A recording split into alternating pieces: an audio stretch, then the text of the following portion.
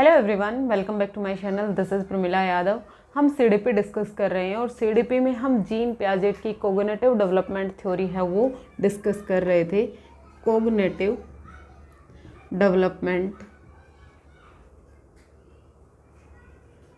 Development theory, gene Piaget का संज्ञानात्मक विकास का सिद्धांत है वो हम डिस्कस कर रहे थे।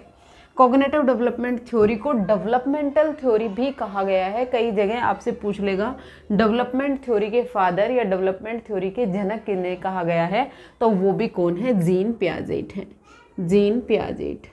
जीन पियाजेट को कॉग्निटिव डेवलपमेंट थ्योरी या डेवलपमेंट थ्योरी के जनक कहा गया है, फादर कहा गया है। इन्होंने अपनी थ्योरी दी संज्ञान पर। संज्ञान है वो रिलेटेड होता है बच्चे की थिंकिंग से, बच्चे की रीजनिंग से, बच्चे की प्रॉब्लम सॉल्विंग से, बच्चे की मेमोरीज से। जो भी चीज़ें माइंड से रिलेटेड होती हैं वो सभी संज्ञान में आएंगी।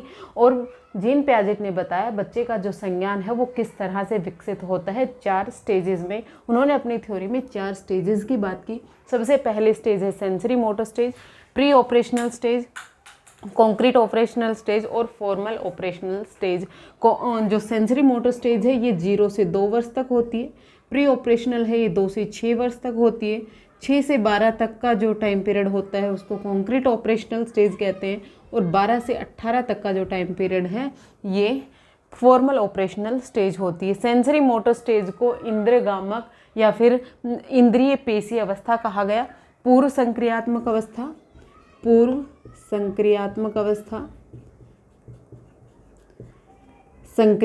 अवस्था, और फॉर्मल को बोलते हैं औपचारिक संक्रियात्मक अवस्था,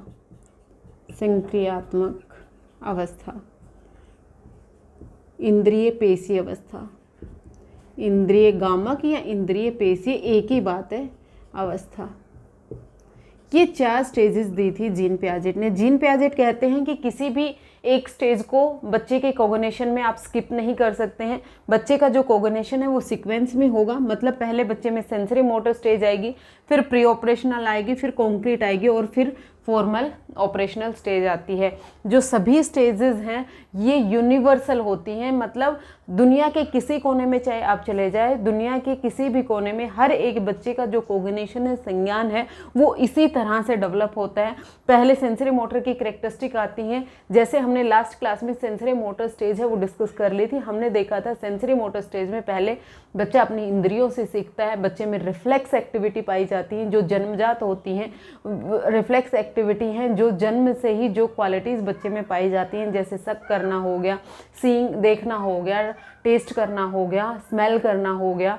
ये सब चीज़ें बच्चे में जन्मजात पाई जाती हैं। बच्चे में ऑब्जेक्ट परमानेंस आ जाती है। मतलब बच्चे को ये समझ आ जाता है जो चीज़ें उसके सामने प्रेजेंट नहीं है तो भी वो इस दुनिया में कहीं ना कहीं एग्जिस्ट करती हैं। उसके अलावा सेंसरी मोटर स्टेज में बच्चा गोल डायरेक्टेड बिहेवियर करने लगता है, लक्ष्य निर्देशित व्यवहार करने लगता है। इसका मतलब क्या है? बच्चा किसी भी चीज़ को देखता है और उसको पाने के लिए वो वहाँ तक या तो वो घुटने के बल चल के जाएगा या फिर वो खड़ा होके जाएगा, वो उसको पाने की कोशिश करता है। उसे ये समझ आ जाता है कि ये ऑब्जेक्ट है, ये इतनी दूरी पर रखा है, इसको मैं चल के जाऊँगा तो उसको उठा लूँगा। ये होता है लक्ष्य निर्देशित व्यवहार। तो जीन पियाजेट कहते हैं कि पहले दुनिया के हर एक कोने में बच्चे ये सब चीज़ें करेगा, फिर उसके बाद बच्चा प्री ऑपरेशनल स्टेज में आएगा, फिर उसके बाद बच्चे में सिंबॉलिक थॉट डेवलप होंगे, बच्चे में लैंग्वेज डेवलप होंगी। हालांकि सेंसरी मोटर स्टेज में इंद्रियगामक अवस्था में जो लैंग्वेज है, जो भाषा है, उसकी फाउंडेशन नींव है वो तैयार हो जाती है। बच्चे की जो भाषा का डेवलपमेंट है वो बाय बर्थ ही शुरू हो जाता है। जैसे ही बच्चे ने जन्म लिया तभी से बच्चे का जो पहला रोना होता है उसी से बच्चे की भाषा का डेवलपमेंट होना शुरू हो जाता है। जब बच्चा 2 साल का होता है तब बच्चा 3 से 4 वर्ड है वो बोल पाता है। उसके बाद जब बच्चा प्री ऑपरेशनल स्टेज में आता है, जब बच्चा 2 से 6 वर्ष में आता है, एक्चुअल में भाषा का डेवलपमेंट वही होता है। इसीलिए अर्ली चाइल्डहुड को क्रूशियल टाइम पीरियड कहा गया है बच्चे के डेवलपमेंट की, भाषा के डेवलपमेंट के लिए। तो इसीलिए यहाँ पर फाउंडेशन तो सेंसरी मोटर स्टेज में भाषा का हो चुका है, लेकिन रियल जो डेवलपमेंट भाषा का होता है वो बच्चे का कहाँ पर होता है, प्री ऑपरेशनल स्टेज में होता है। जो लैंग्वेज डेवलपमेंट है वो कोग्निशन से ही रिलेटेड होता है, क्योंकि लैंग्वेज सीखना भी कोग्निशन, संज्ञान से रिलेटेड चीज़ें ही होती हैं। आज हम डिस्कस करेंगे pre operational stage. Pre operational stage बच्चे में कब आती है, जब बच्चा 2 से 6 वर्ष का होता है, मतलब बच्चा अर्ली चाइल्डहुड में होगा। इस स्टेज में कब होता है, अर्ली चाइल्डहुड में जब बच्चा होता है। अर्ली चाइल्डहुड में जब बच्चा होगा तो वो प्री स्कूल में जाना सीख जाता है, या आंगनबाड़ी में जाता है, या किसी प्राइमरी स्कूल में जाता है। यहाँ पर बच्चे की प्री स्कूलिंग है वो शुरू हो जाती है, इसीलिए इसको प्री स्कूल एज भी कहा गया है। इसको क्या कहा गया है, प्री स्कूल एज भी कहा गया है। Preschool age, preschool age के साथ साथ इसे प्ले एज भी कहा गया है। प्ले एज कहा गया है क्योंकि यहाँ पर बच्चा मोस्ट ऑफ द टाइम उसका खेलने में ही जाता है, इसीलिए इसको प्ले एज कहा गया है। प्ले एज के अलावा इसको प्री गैंग एज भी कहा गया है। प्री गैंग एज, ये गैंग बनने से पहले की जो स्टेज है, क्योंकि गैंग एज है वो लेटर चाइल्डहुड में, जब बच्चा कॉन्क्रीट ऑपरेशनल स्टेज में होता है तब उसको हम गैंग एज कहते हैं। तो ये जो एज होती है ये प्री गैंग एज होती है, गैंग बनने से पहले की अवस्था होती है। अब प्री ऑपरेशनल स्टेज में बच्चे का जो कोग्निशन है, संज्ञान है, वो किस तरह से डेवलप होता है ये हम देखते हैं। बच्चे में ऑब्जेक्ट परमानेंस और गोल डायरेक्टेड बिहेवियर है वो सेंसरी मोटर स्टेज में आ चुका है। यहाँ पर बच्चे के सिंबॉलिक थॉट डेवलप होते हैं। क्या होते हैं यहाँ पर बच्चे के सिंबॉलिक थॉट, यहाँ पर बच्चे के सिंबॉलिक थॉट डेवलप होते हैं। इसका मतलब क्या है, बच्चे के सामने अगर कोई रियल ऑब्जेक्ट भी प्रेजेंट नहीं है तो भी वो इमेज के थ्रू आप बच्चे को पढ़ा सकते हैं। अगर मैं बच्चे को एक बॉल पढ़ाना चाहती हूँ कि ये क्या है, ये एक बॉल है, यहाँ पर सिर्फ ये सिंबल बनाया मैंने और उसको दिखाया कि ये जो राउंड शेप है ये क्या है, बॉल है, तो बच्चा इस राउंड शेप को बॉल से कंपेयर करके वो ये समझ लेगा कि ये क्या है, बॉल है। हालांकि बॉल यहाँ सामने नहीं है, लेकिन आपने क्या बनाया, इमेज बनाई। यहाँ पर बच्चा इमेज से, सिंबल से भी सीखना शुरू कर देता है, सिंबल को आइडेंटिफाई करना शुरू कर देता है। जैसे आप बच्चे को एक एप्पल है, एप्पल की अगर पिक्चर दिखाते हैं तो बच्चा ये आइडेंटिफाई कर पाता है कि ये क्या है, एक एप्पल है। तो यहाँ पर बच्चे में सिंबॉलिक थॉट है वो डेवलप होना शुरू हो जाता है। सबसे इम्पोर्टेंट कैरेक्टरिस्टिक है कि कौन सी स्टेज में बच्चे में सिंबॉलिक थॉट आ जाते हैं, यहाँ पर early childhood pre operational stage में बच्चे में सिंबॉलिक थॉट हैं वो डेवलप हो जाते हैं। उसके बाद यहाँ पर बच्चे में भाषा का डेवलपमेंट होना शुरू हो जाता है, बच्चे का लैंग्वेज का डेवलपमेंट होना शुरू हो जाता है। अर्ली चाइल्डहुड या फिर प्री ऑपरेशनल स्टेज को क्रूशियल टाइम पीरियड कहा गया है बच्चे के भाषा के डेवलपमेंट को लेके। उसके अलावा इस स्टेज में बच्चे में एनिमिज्म पाया जाता है, बच्चे में जीववाद पाया जाता है। अब जीववाद समझिए क्या होता है। एनिमिज्म या जीववाद होता है बच्चे को ये लगता है कि उसके आसपास जितनी भी चीज़ें प्रेजेंट है सभी में जीवन है, सभी को दुख होता है। जैसे जब बच्चा 2 से 6 वर्ष में होता है, वो चलता चलता अगर कहीं गिर जाता है और उसे मान लो टेबल से चोट लगी, तो बच्चा जब तक रोना बंद नहीं करता जब तक आप उस टेबल को वापस से एक थप्पड़ या नहीं लगा देते, क्योंकि जब आप टेबल को ऐसे मार देते हैं तो बच्चे को लगता है कि जितना दर्द मुझे हुआ है उतना दर्द उस टेबल को भी हुआ है, और वो चुप हो जाता है कि उसका रिवेंज है वो पूरा हो गया। तो ये क्या था, ये जीववाद था, ये एनिमिज्म था। उसके अलावा बच्चा को आपने देखा होगा, कोई भी उसका टेडी होता है, उसकी डॉल होती है, वो उसको खाना खिलाता है।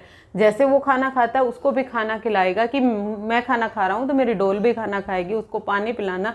मतलब उसे क्या लगता है कि जितनी भी चीज़ें आसपास हैं उन सब में जीवन होता है। जैसे उसे भूख लगती है वैसे ही उनको भी भूख लगती है, जैसे उसे प्यास लगती है वैसे उनको भी प्यास लगती है। इस स्टेज में बच्चे में क्या पाया जाता है, जीववाद पाया जाता है। उसके अलावा यहाँ पर बच्चे में सेंट्रिएशन पाया जाता है। क्या पाया जाता है, सेंट्रिएशन पाया जाता है। सेंट्रिएशन है और डिसेंट्रिएशन, 2 चीज़ें हैं, कंफ्यूज मत होना। सेंट्रिएशन का मतलब क्या है, बच्चा सिर्फ और सिर्फ एक चीज़ पर फोकस कर पाता है।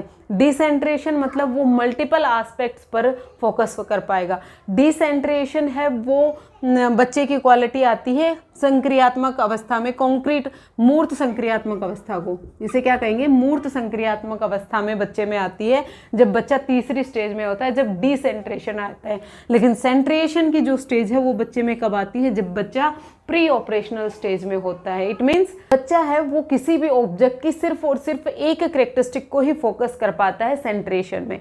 इसका मतलब क्या है, या तो बच्चा सिर्फ ऊंचाई को देख पाएगा या बच्चा चौड़ाई को देख पाएगा। चौड़ाई और ऊंचाई दोनों को वो एक साथ नहीं देख पाता।